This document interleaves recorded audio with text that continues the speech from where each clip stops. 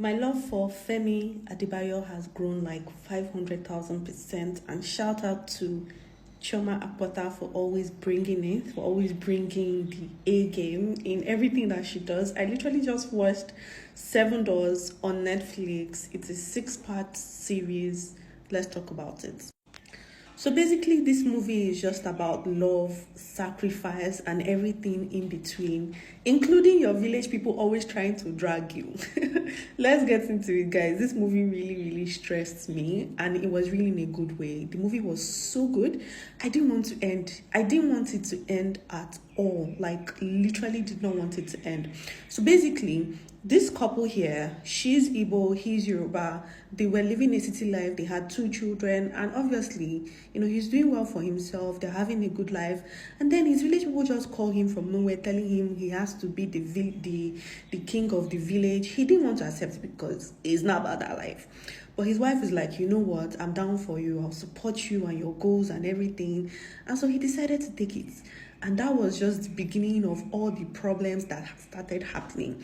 So he did all the rituals and everything, which in the middle of all of this, his chiefs didn't even want him to be king in the first place. They wanted somebody to be king because of their own selfish agendas. But that's not even the main part. That's like the side story. Now, the main issue here is his child died.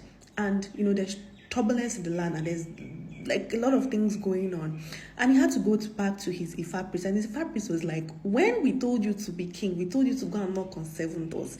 7 doors meaning that he has to marry 7 wives. He already married 1 wife, so he should marry 6 more wives. And it's like, I love my wife, I didn't do that.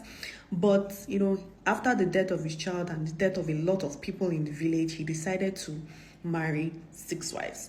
That was the beginning of part of his problem in the household, because he loved his wife.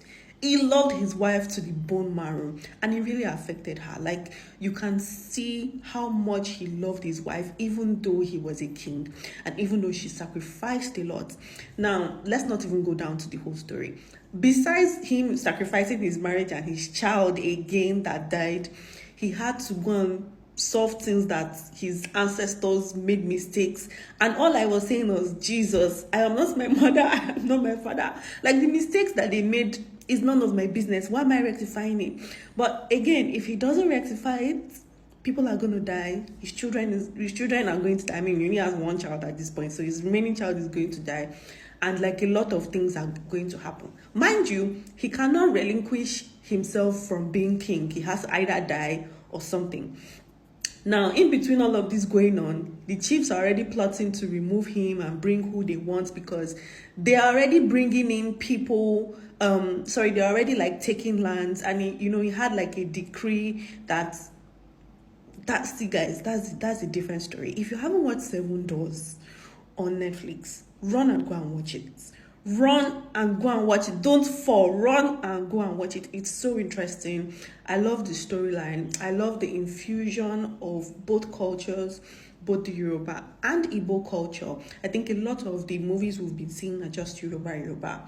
I was really intrigued to see how she was going to play a major role with her being Igbo. I also love the fact that she took her time to also understand his culture, speak his language. So even though she was a foreigner, she was still able to do a lot of things. It was such a beautiful watch. And then in the last episode, where you see him going to fight his main ancestral problem, that was really nice. Let me know if you've watched it. If you haven't watched it, I'm not apologizing for the spoilers. Go and watch it. Come back here and let me know what you think.